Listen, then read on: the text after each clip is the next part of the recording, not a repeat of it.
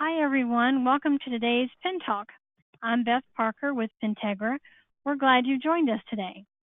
Before we begin the presentation, there are a few housekeeping items that I want to go over.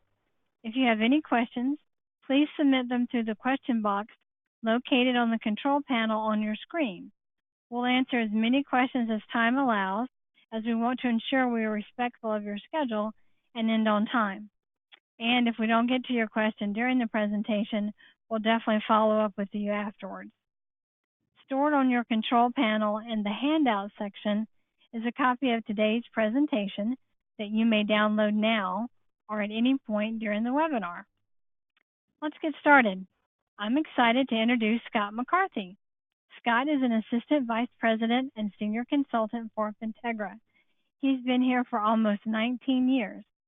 Scott works with clients to develop effective plan design and benefit compensation strategies, manage plan level modifications, and build employee awareness and appreciation for retirement programs. Scott is our resident expert when it comes to mergers and acquisitions, assisting in about 3 or 4 a year times 19 years. You do the math, it's a lot. Scott, thanks for hosting today and sharing all of your great insight. When it comes to retirement plans with mergers and acquisitions, I'm going to turn it over to you. Great, thanks, Beth. Do appreciate that.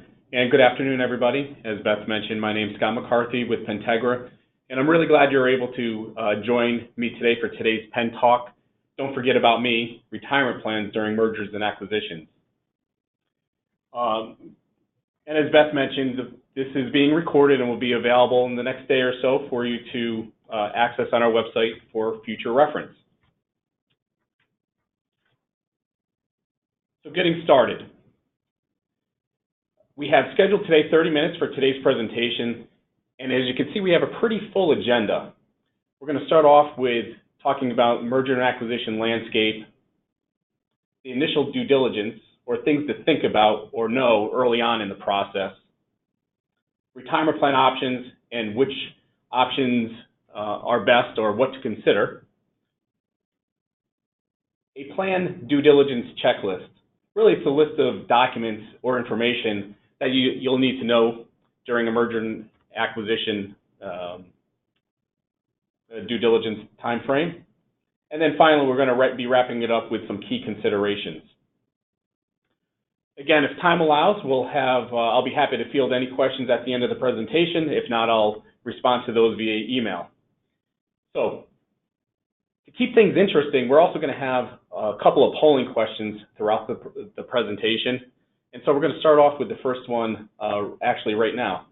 Beth, if you want to go ahead and launch that first polling question, that'd be great. Right, yes. So up on your screen, you should see our first question. Have you ever been involved with a merger or acquisition? If you could take a minute and click yes or no in there so that we can get an idea of who we have in the audience today. And we're just going to give it about 10 more seconds just so everybody can reply. Okay, so let's close that poll and let's share the results on what everybody said. So it looks like we have 64% of our audience say yes, they have been involved, and 36 say no. So a good mix, and we'll just move that off the screen so that Scott can go on to his next slide. Great, and really no surprise there on the results, and we'll talk about looking at the landscape here. Mergers and acquisitions just overall can be extremely involved, and today's presentation is going to be focusing on some of the high-level aspects of that. But when we're looking at the merger and acquisition landscape, there are quite numerous. In fact, last year alone, there were almost 15,000 mergers with a value of about $1.9 trillion. And as you can see, here's some of the value there, so 1.9 trillion. But as you can see, there's been quite a few mergers over the last 5 years, and over the last 5 years, about 70,000 transactions worth about 10 trillion, yes, trillion with a T, in value. So it's no surprise that many of you listening today have been involved in a merger or acquisition in the past, and it's likely you'll see them again, or those that haven't will be definitely involved at some point in a career, either directly or indirectly.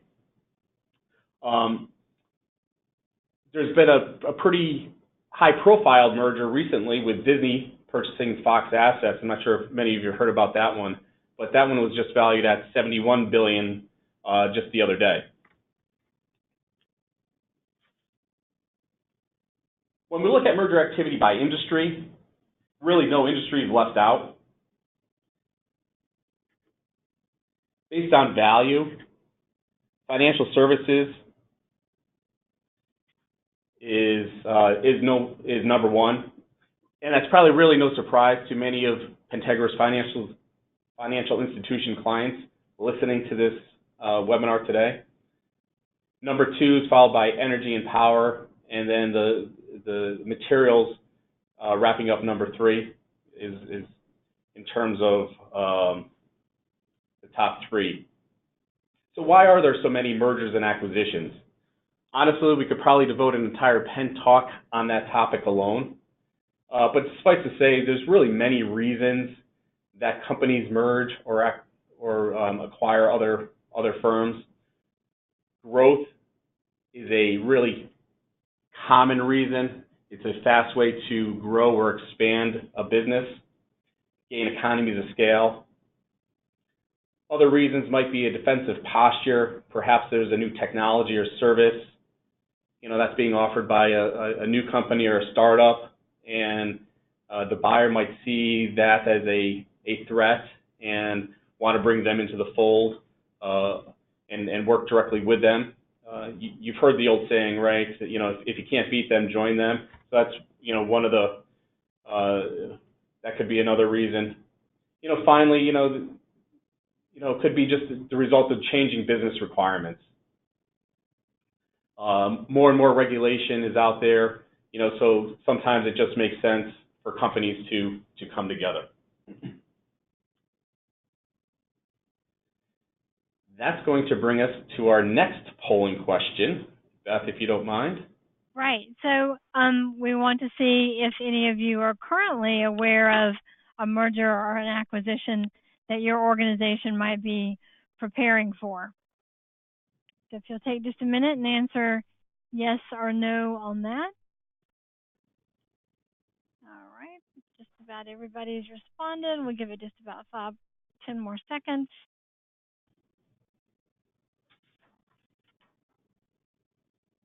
Okay, so let's share that and see what our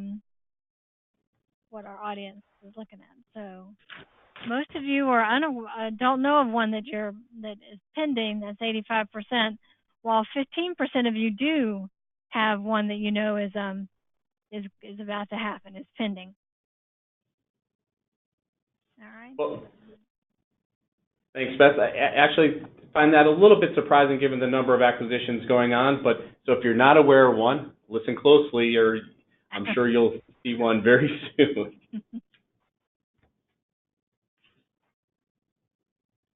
So let's get into talking a little bit about some of the initial due diligence and talk about a typical situation.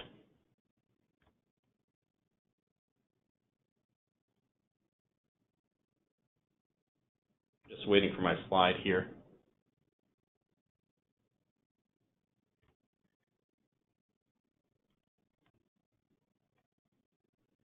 There we go. Did that maybe jumped up a...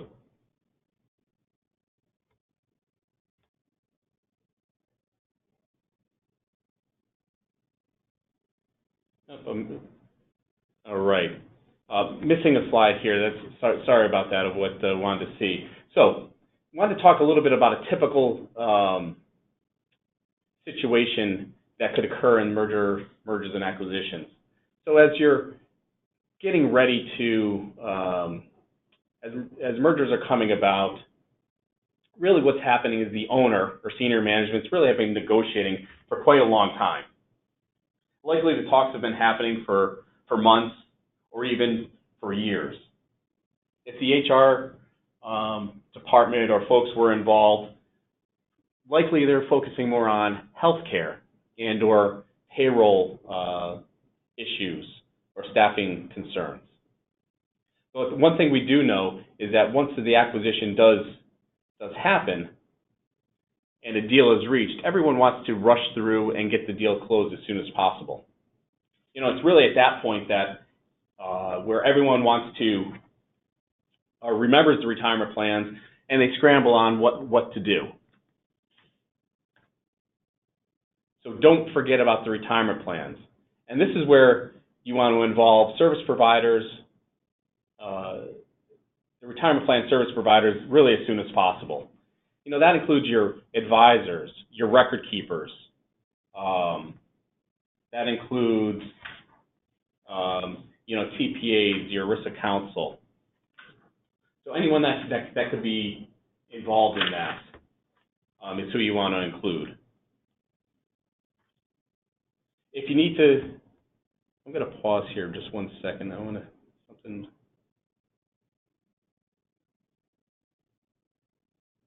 Looks like a slide got moved, so I apologize. So I'm going to kind of backtrack a little bit on that. So there's a typical situation. Looks like we moved got a slide out of slightly out of order, and that's okay. So the ERISA counsel and actuaries, and really speaking from experience, you know, your service providers would rather know early on and spend some time assisting you, even if the deal doesn't go through or it's unlikely to go through. They don't want to be left scrambling, you know, to do something at the last minute.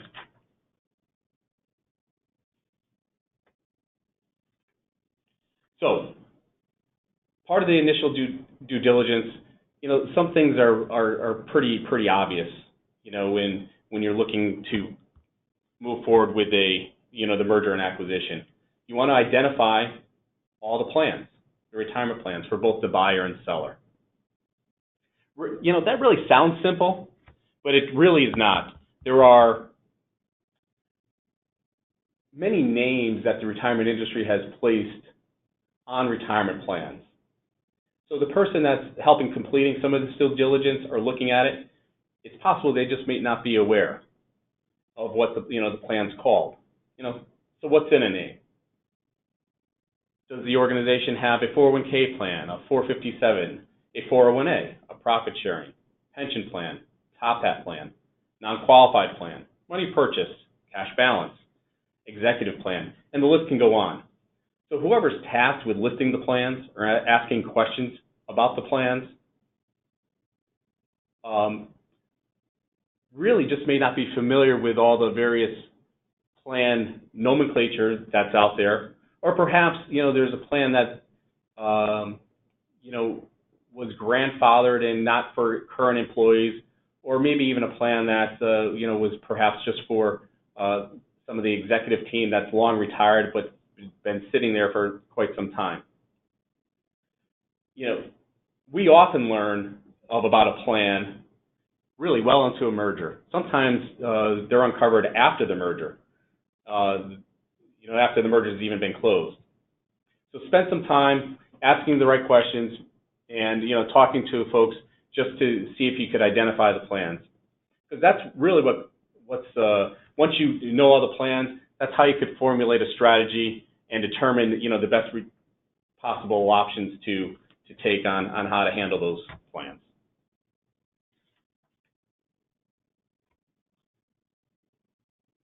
So what are the options available? There's really two types of transactions that you have available within a merger and acquisition. There's an asset sale where the acquiring entity purchases only the assets from the seller. And then there's the stock sale where the acquiring entity purchases the stock of a company in its entirety. In that case, the acquiring entity becomes a successor plan. These can be extremely complicated, and you need to know all the options that you have available to you. And the options you have available will be based on the type of transaction, on the type of corporate transaction that's taking place. To make things even more complicated, an asset sale can be made to look like, or a stock sale may not involve any stock whatsoever, and asset sales may be structured to look like stock sales. These details are certainly well beyond this PENTalk and really my level of expertise in M&A, but it does reinforce my point of having an experienced team behind you when you're going through a merger and acquisition. So when we look at the options available for stock transactions, there's really four options that are available. You can continue the plan as is, terminate the plan and distribute benefits, freeze the plan, or merge the plans. Here's where I'm going to also just mention a quick planning note and potential pitfall. If both the buyer and seller maintain a 401k plan, the seller's 401k plan can only be terminated prior to the closing of the transaction. We're going to talk about more on this in a second, but here, that's one of those planning notes that it's easy to overlook if you're not focusing on it early on. So let's talk about those four options in a little greater detail.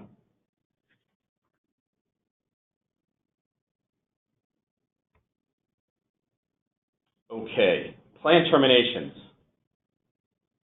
Okay, last polling question, I promise. Beth? All right. Yeah, so have you ever been involved with a planned termination? If you could take just a moment again and select yes or no, and we'll see, give it a couple more seconds here. Just about everybody's finished. All right, so let's see what we have. We have 71% that say yes, they have been involved with a planned termination, and 29% that say no, they have not. Great. Really not a surprise there. Terminating the plan as a result of a merger and acquisition is extremely common, very common approach.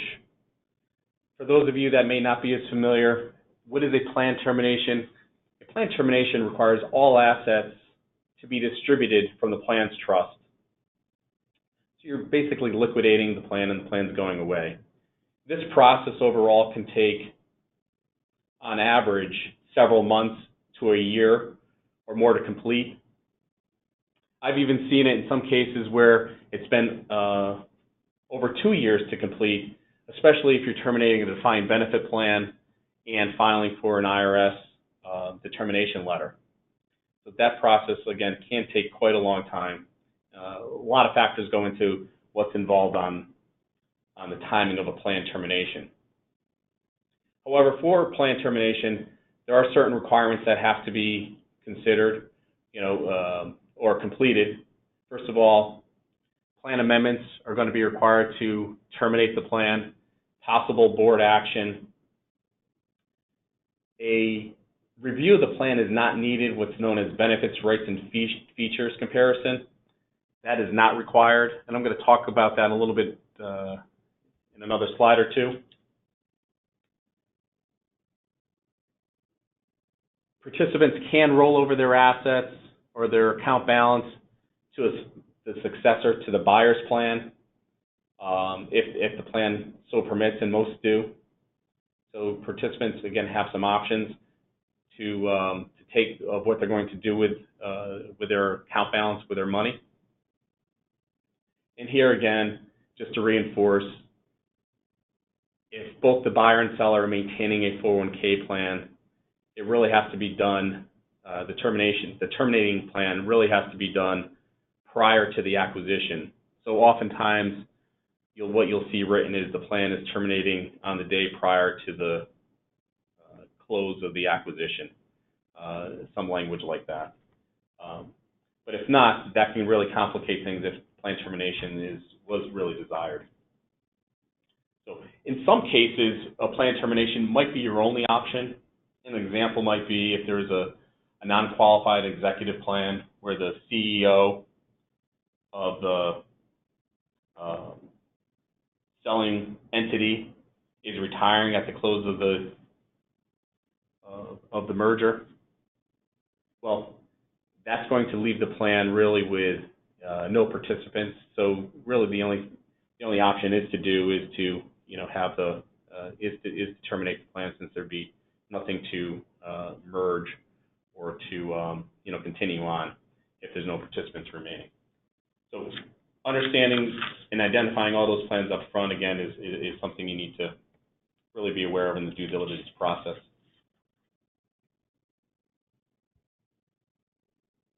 Planned mergers would be the next common, and planned mergers and terminations, I wouldn't say one's more common than the other. It's a lot of facts and circumstances go into making those decisions. But a planned merger involves transferring the plan's assets from Plan A into Plan B via a plan-to-plan or a trust-to-trust transfer. There are really no participant elections or actions required, although participants may have some choices, but there are no required elections or choices. The assets can just move from one trust to the next with some required notifications depending on the type of plan. The benefits rates and feature comparison is required, and what that is you're comparing the provisions that participants are entitled to from the existing plan to the buyer's plan, and certain benefits are protected upon the merger. As an example, and something that probably most would be familiar with, is vesting. If you have a participant that is 100% vested in their account before the merger, you can't merge them into a plan and have them become 80% vested, as an example, if that's where they're to fall on the new vesting schedule. So vesting would need to be protected. And there's several features like that and rights of participants that need to be looked at and determine if it's a protected benefit or not for a planned merger. From a planning standpoint, it's really a great opportunity to improve the buyer's plan. So, because there's plan amendments that are going to be required to be put in place,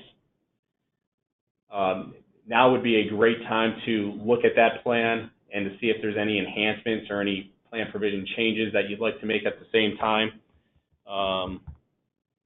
As a quick example, perhaps, there is contemplation to change the eligibility. Perhaps the eligibility was 6 months, and management or the plan committee was thinking of changing it to a 3-month waiting period. But that wasn't, thought of to be significant enough to, go through a plan amendment and update documents and things of that nature just for that change alone. So this is a great opportunity to, take a look at and review the current plan to see if there's any changes that could be made at the same time of the plan merger, or perhaps some of the benefits, rights, and features that are that need to be protected makes sense to apply to all employees. So instead of just applying it to the acquiring employees, it's made available to all existing participants. Again, going back to that vesting example, maybe vesting is enhanced for everybody. So again, a great opportunity because plan amendments are required for the merger. It's a good time to do that. The merger of plans can occur simultaneously with the merger of the entities or at a later time. There's nothing to say that once the entities do merge together that the plan couldn't merge at a later time, and there's definitely some opportunity to allow for that. and there's some flexibility. That should be discussed with the service providers to see if it makes sense.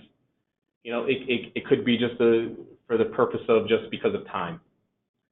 Everyone's very busy during a merger and acquisition, especially the HR team, and trying to get everything into place at one time just might not be feasible or desired. So it's possible to merge the plans later, and there's some various strategies you can go about to do that, of how you want to handle that. So best to speak with the service providers about that. The greatest risk that you'll hear or often hear about merging the plans is that a planned merger could taint the buyer's plan with pre-existing qualification issues, since the assets are merged into one plan. In other words, if something's wrong with the plan and you combine them, well, now you've merged them together. So now you've just tainted, or you infected the plan that was being run properly.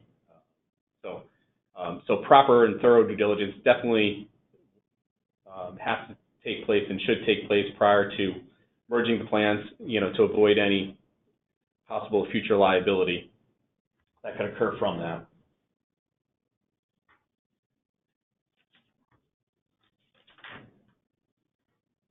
So the other two options are continue the plan as is or freezing the plan. So continuing the plan as is, although the plans, mergers and terminations are common, you would often see a plan continued as is for a couple of reasons. One reason would be that there's going to be maintained a separate division or subsidiary after the transaction. So that's a very common approach. Another reason could be that that you want to merge the plans, but you continue the one plan as is under the for the existing employees before moving it forward. Freezing the plan, you would cease eligibility and the benefits level. This would, by doing this, is often the case for defined benefit plans,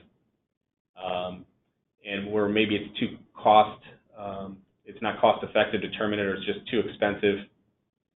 Or if it's a 401k plan, you might want to freeze the plan because perhaps there's liquid investments, perhaps there's a market value adjustment on some a stable value fund, or maybe some surrender charges on some investment contracts and the like. So freezing the plan might also be an option, where the assets are just in one plan, but participants are continuing on in the other plan.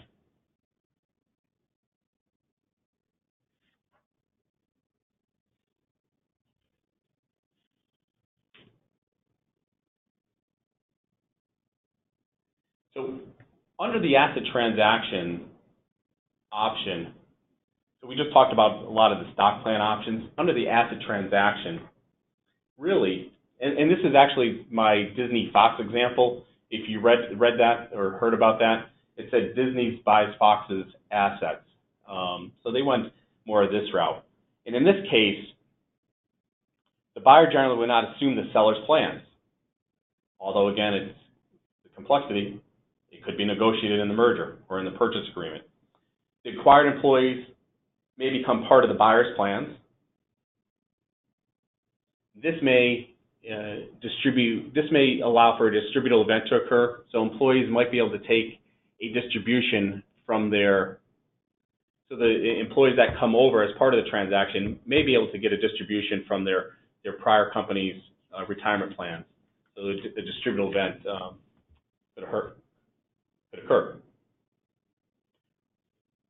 So when you think of the asset transaction, this is where you're buying, again, you're buying the brick and mortar. You're buying physical assets as opposed to taking on everything like in a stock transaction of all the assets and liabilities with the company. So which option is really best? And it really does depend. right? It depends on all the facts and circumstances that we just went through, based on the transaction type. But more importantly, once you complete your due diligence, you've analyzed the plans, you reassess the business goals, and looked at, are they still in line with the long-term business strategy now that this merger and acquisition has occurred. There's really no right or wrong. It's really what's going to make sense for you as the firm and the ongoing organization. But all of those pieces will come together, the pros and cons of each type of approach. Sometimes they'll be dictated of what you need to do.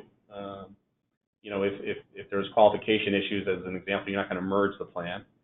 If the plan was only for a few employees that aren't continuing on, like an executive team, well, the plan termination will be the best. But certainly what you should be doing is looking at all of the long-term strategy and deciding what you want to do. It doesn't have to happen at the same time, but it should be a near-term goal of what approach you're going to want to take.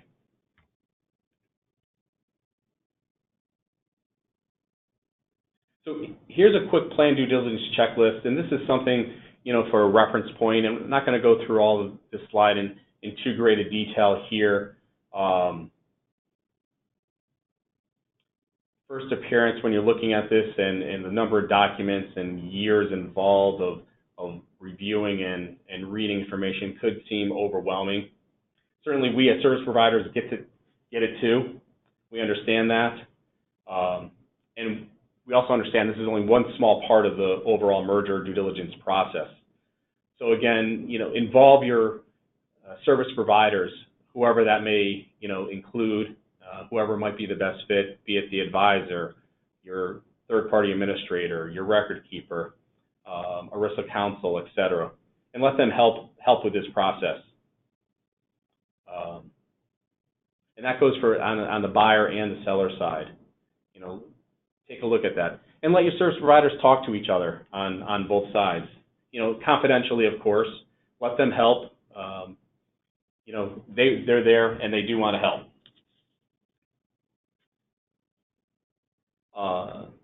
So that's on the document side. Also an important planning note, the fiduciaries. Who are the fiduciaries? Find a list of the fiduciaries, be it the trustees, custodians, investment managers, record keepers, the consultants. Need to know all the players involved and how their role's changing. It's very possible that, fiduciaries are going to, employees turn over, and maybe some of the fiduciaries will as well, that are employees or part of senior management. So having that list so they can be addressed, early on is best. Looking at all the employee notices that go along and identifying any liquidity concerns with the plan assets. But again, let the service providers help and go through some of this information with you.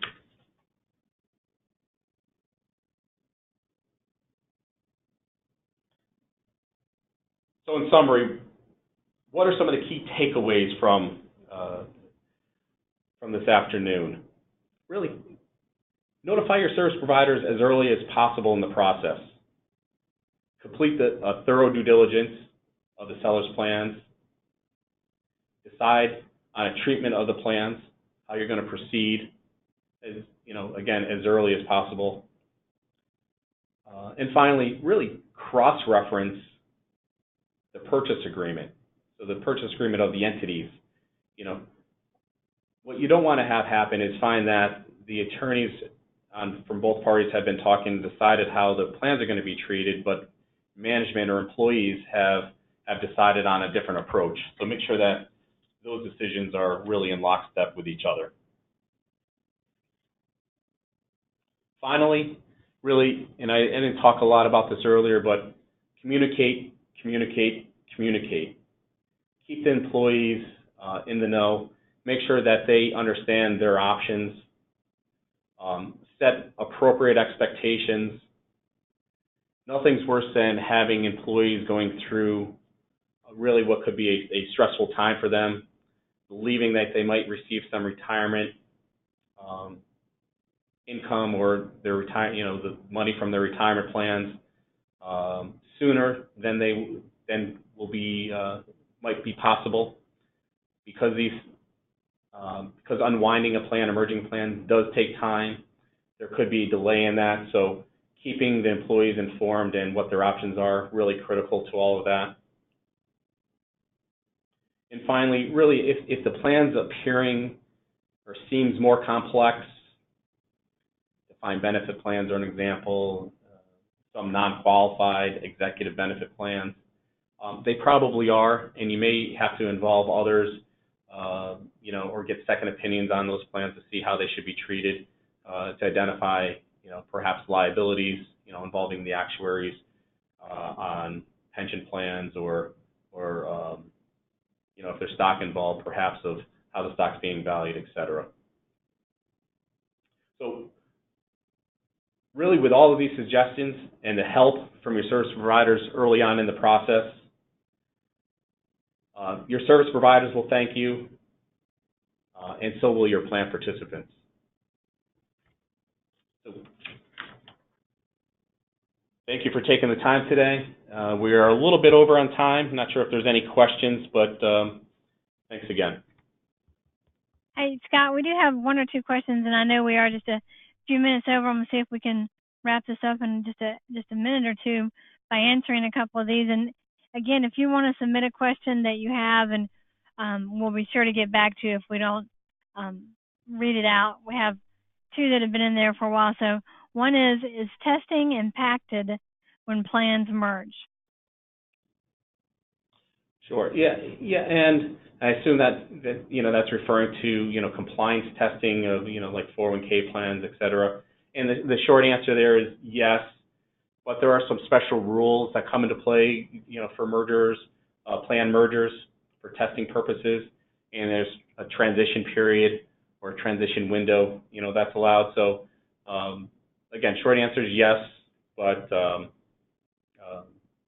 some special rules surrounding those. All right, and I'm going to ask one more because I'm sure this is one everybody wants to know: is are any IRS or government filings required for a merger?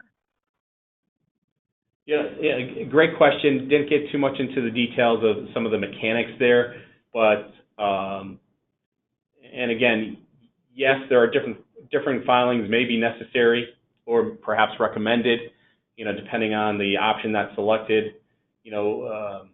For planned mergers, a common filing is what's known as the 5310A, which is Notice of Planned Merger. That's probably the most common filing that's required. So again, yes, and that's involving your service team. Can certainly drill down to all those details. All right, great. Well, Scott, thank you so much for presenting today and sharing your knowledge. Anyone, again, if you want to download the presentation, it's in the handout section on your screen. We appreciate you being here, and you'll receive a follow-up email tomorrow with a replay to the recording. Thanks, Scott. Everybody have a great afternoon. Great. Thank you. Bye-bye.